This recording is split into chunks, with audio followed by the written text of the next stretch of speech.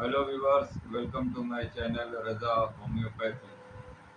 दोस्तों, आज मैं एक केस के ज़रिए से बताऊंगा कि मैंने इस केस के ज़रिए से इस दवा को कैसे लिया और इस दवा के मुख्य लक्षण क्या हैं। तो ये एक पेशेंट मेरे पास, एक लेडीज पेशेंट आई थी। इनकी एज अबाउट 35 ईयर्स है। उनको गले में दर्द था और ये 1 साल से गले में दर्द हो रहा था। तो ये बताना शुरू किया कि मुझे जो है ये गले में दर्द होता है, आवाज़ भी मेरी हल्की हो गई है, ज़्यादा ज़ोर से नहीं बोल पाती, और पंखे में बैठती हूँ, हवा लगती है या बाहर हवा में जाती हूँ तो खांसी होने लगती है, गला भी बैठ जाता है। और सुबह में मेरे ज़्यादा ये गले की प्रॉब्लम रहती है। सुबह में आवाज़ बिल्कुल नहीं निकलती, गला भी बैठा रहता है। कुछ देर के बाद कफ वफ निकलता है, खांसने उठने के बाद, पानी नहीं पीने के बाद ये फिर गला साफ होता है। उसके बाद ये फिर ठीक रहता है, लेकिन आवाज़ मेरी हल्की हो गई है। पहले जितना तेज बोलते थे अब नहीं बोल पाते। तो मैंने पूछा कि इसके लिए आपने क्या किया, तो उन्होंने बताया कि मैंने अंग्रेज़ी दवाएं बहुत खाई। काफ़ी दवा खाने के बाद तो वैसे ही सिम्टम है, कोई खास चेंज नहीं हुआ। तो मैंने यहाँ पे सिम्टम बनाए कि hoarseness of throat worse morning, pain in throat worse morning, slow voice worse in morning, ये सब सुबह में इसको है। इसी तरह cough worse in air, drop of air, जैसे बताया कि पंखे में या बाहर हवा में जाने से खांसी बढ़ जाती है, सुबह के बाद ज़्यादा होती है। और ये वोकल कॉर्ड पे इफेक्ट कर रही है। वोकल कॉर्ड इफेक्ट होने की वजह से इसको गले में दर्द भी हो रहा था और इसकी आवाज़ भी बैठी हुई थी। तो ये सिम्टम मिलाया तो मैंने कॉर्टिकम दिया। तो कॉर्टिकम 30 इसकी बेहतरीन दवा है जो वोकल कॉर्ड पे काम करती है। और इसका एक खास सिम्टम ये है कि ये सुबह में इसका गला बैठा रहता है। सुबह में जब वो सो के उठेगा तो गले में दर्द होगा, तो बलगम निकल जाने के बाद या खांसने के बाद गर्म पानी पिएगा या ठंडा पानी जो भी पिएगा, तो इसके बाद वो फिर धीरे धीरे सही आता है। लेकिन जो हिपरसल्फ का पेशेंट होगा वो दिन भर उसका गला बैठा रहेगा, दिन भर वो खांसता रहेगा, दिन भर उसका गला बैठेगा, गला साफ नहीं होगा। लेकिन कॉर्टिकम का जो पेशेंट का गला है वो सुबह में साफ रहता है। तो मैंने कॉर्टिकम 30 की इसको हाफ ड्राम, एक्चुअली कम से कम 6-7 डोज मैंने दी इसको। और मैंने कहा कि इसको आप 4-4 घंटे पे 4-4 गोली लीजिए। तो इसको 1 हफ्ते बाद जब पेशेंट आया तो काफ़ी आराम था, 90% इसको गले में आराम मिल गया, आवाज़ भी साफ हो गई, आवाज़ भी तेज हो गई। फिर मैंने इसको ऐसे बेच करके भेज दिया। तो उसके बाद जब मैं दूसरे तीसरे हफ्ते में आया तो फिर उसने बताया कि मुझे ये काफ़ी आराम हो गया, बिल्कुल सही लग रहा है। अब ये मुझे आप डॉक्टर साहब स्किन की दवा दीजिए, मेरे स्किन पे डार्क स्पॉट्स हो रहे हैं, ये बहुत बुरा लगता है, इसकी आप दवा। तो मैंने भी इसकी कोई दवा नहीं दी है, मैं इसको साइक्लाइट पे चला रहा हूँ, उससे भी इसको काफ़ी इम्प्रूवमेंट हुआ है। अगर आपकी कोई well indicated medicine acute case में दी जा रही है, उससे पेशेंट को इम्प्रूवमेंट हो रहा है, तो उसी दवा को आप रहने दें, इसका एक्शन पीरियड एग्जॉस्ट होने दें। इसलिए कि जो कॉर्टिकम है या जो भी दवा है, ये 2-3 खुराक या 5-6 खुराक देने के बाद अगर आप इसको छोड़ देते हैं तो इसका एक्शन पीरियड काफ़ी दिनों तक रहता है।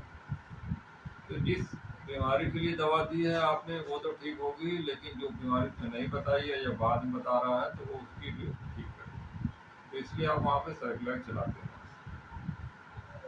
कॉर्टिकम आमतौर पर बहुत ही अच्छी दवा है। पिछले वीडियो मैंने इसको माइल्ड सिम्टम बताए थे, तो फिजिकल सिम्टम मैं आज बता रहा हूँ कि इसके गले की प्रॉब्लम जो होती है, खांसी की जो प्रॉब्लम होती है, इसको आराम मिलता है ठंडा पानी पीने से। ये इसका बहुत ही बड़ा सिम्टम है कि गर्म पानी से इसको तकलीफ होती है, लेकिन ठंडा पानी पीने से वो खांसी में आराम मिलता है।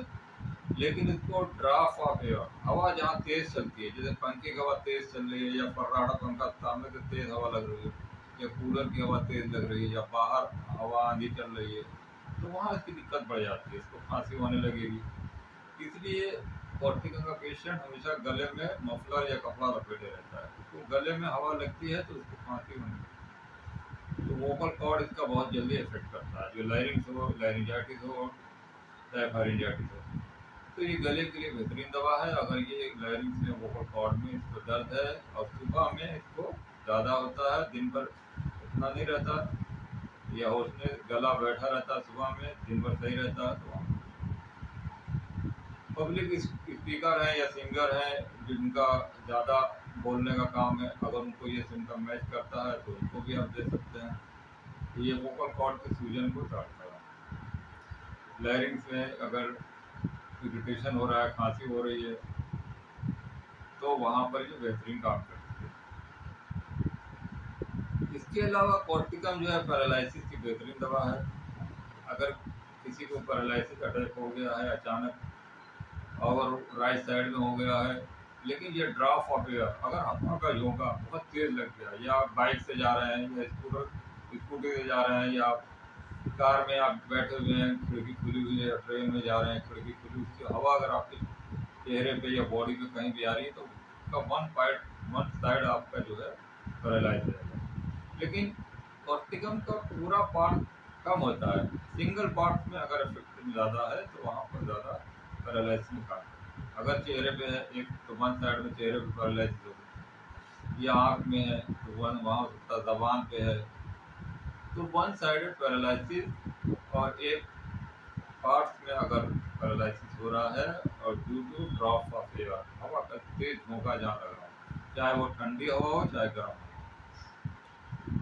तो उसके झोंके से अगर पैरालाइसिस है तो वहाँ पर आप कॉर्टिकम ले। कॉर्टिकम का पेशेंट बहुत ही माइल्ड होता है, लेकिन ये बहुत ही